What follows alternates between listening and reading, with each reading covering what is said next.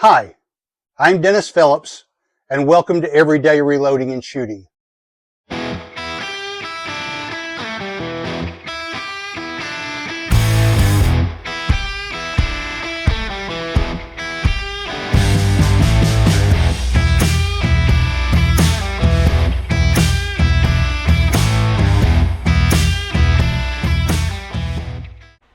All right, welcome back to the channel. Once again, we're at the Georgia Gun Club's 100-yard indoor rifle range. So today we'll be concluding our test of the Hornady 60-grain VMAX bullet, comparing the best loads found with 6 different powders. The powders we'll be comparing are Varget, Vita Viore N133, H335, Accurate 2460, Accurate 2200, and IMR 3031. We'll also be shooting a 5-round fouling group, and then we'll be shooting 10-shot groups at each charge weight. We'll be shooting charge weights between 22.4 and 24.2. So we've already tested these and found the best loads, so we're going to compare these to see how they perform and stack up against each other. We're also shooting my Tikka T3X Ace Target chambered in 223 Remington with the Arkin SH4 60-24x50 first focal plane rifle scope. As always, you're welcome to enjoy the music while I fast forward through my shooting, or you can skip forward to the results that follow. Shooting at 100 yards.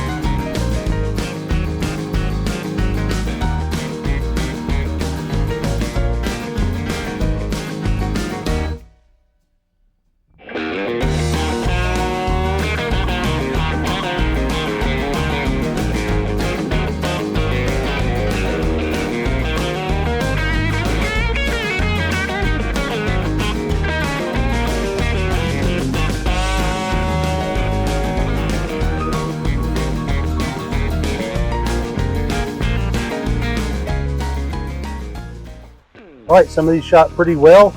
Let's bring them in and take a look.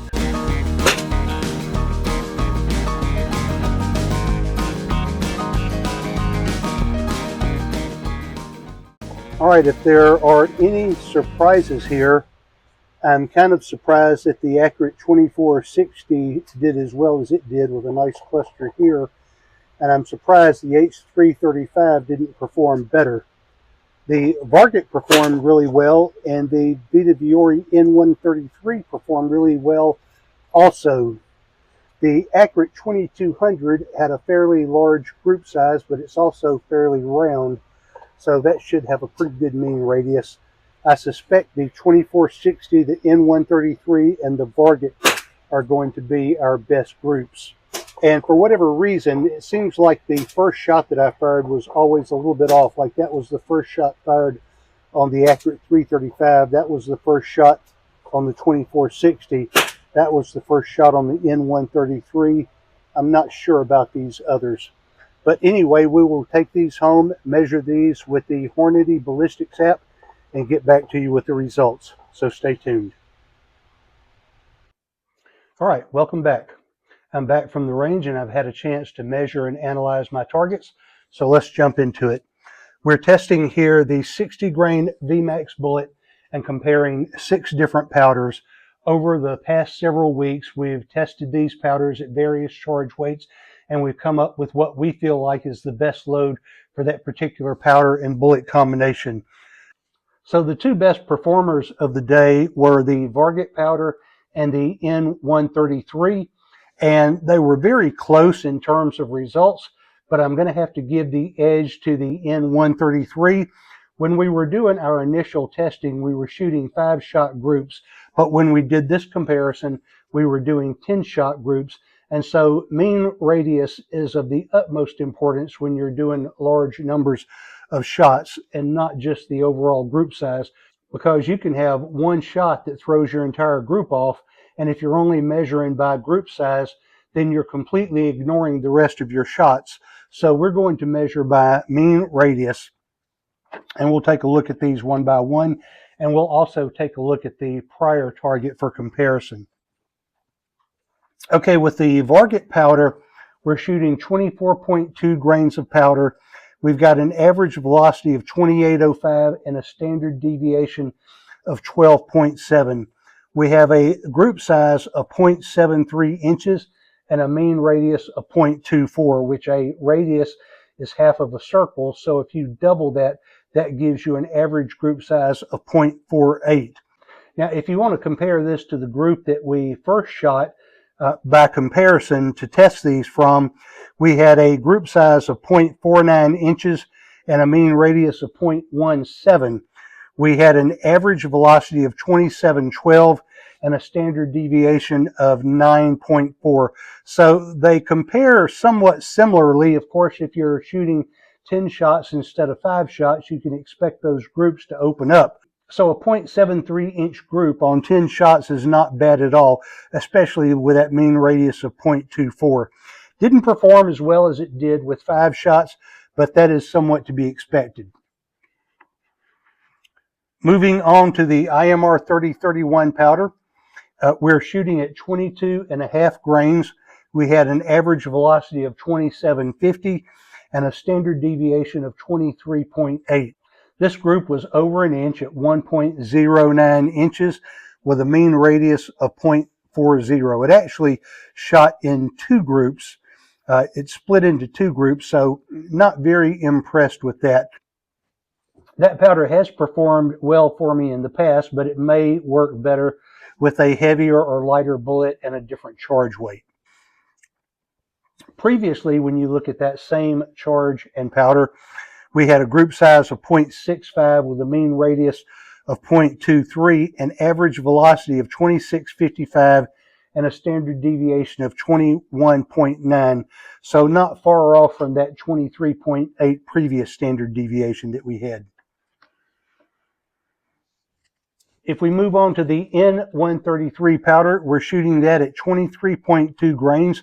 We had an average velocity of 3,028 feet per second, and this was my fastest round of the day.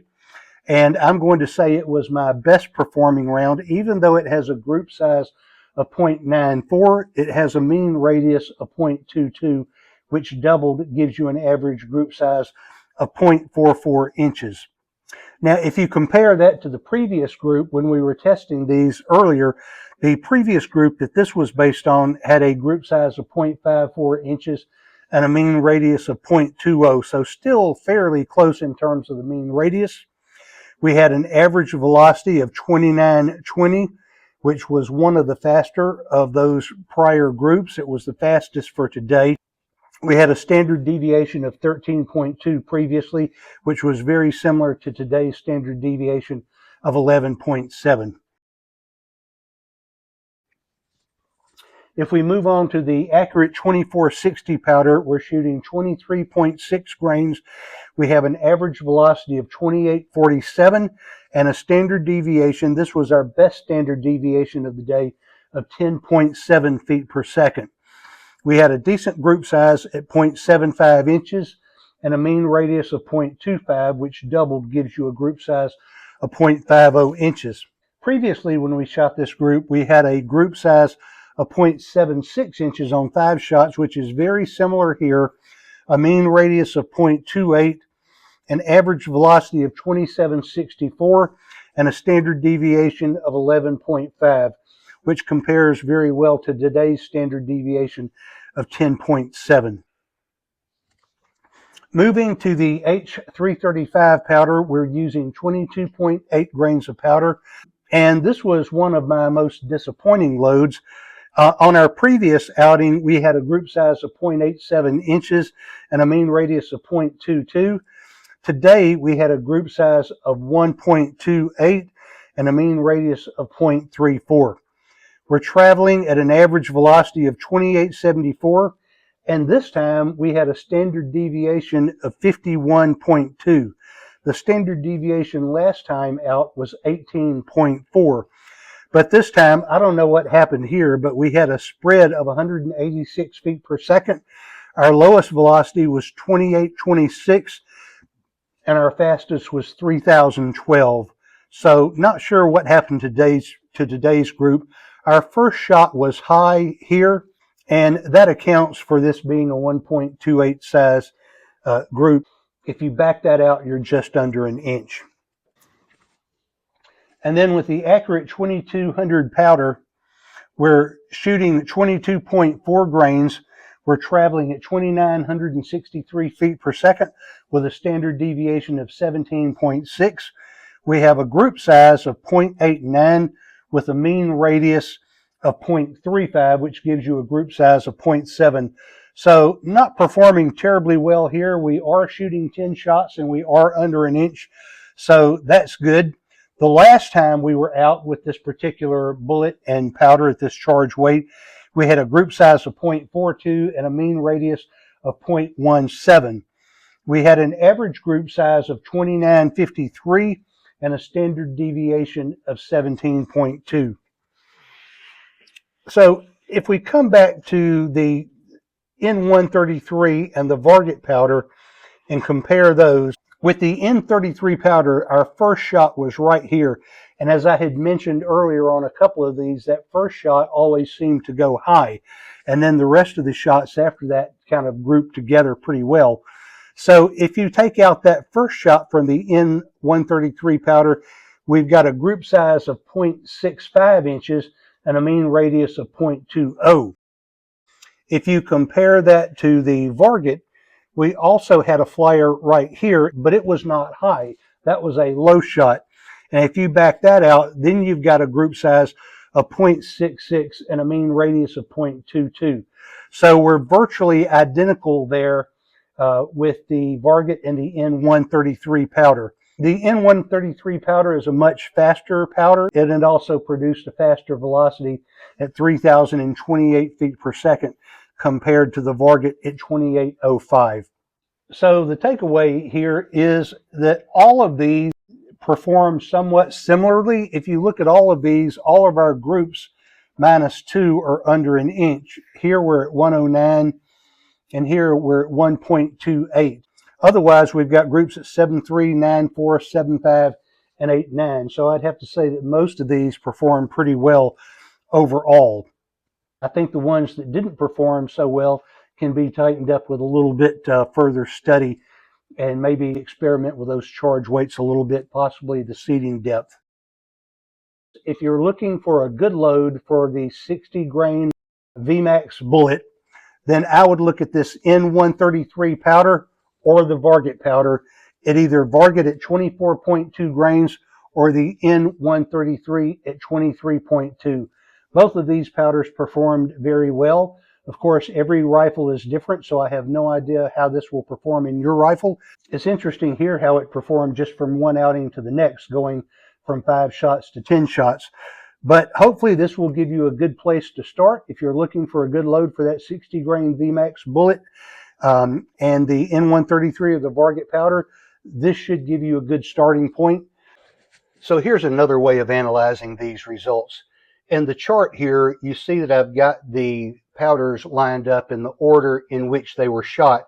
And we're taking a look at the mean radius, the group size, and the standard deviation. I've got the best performers circled in green.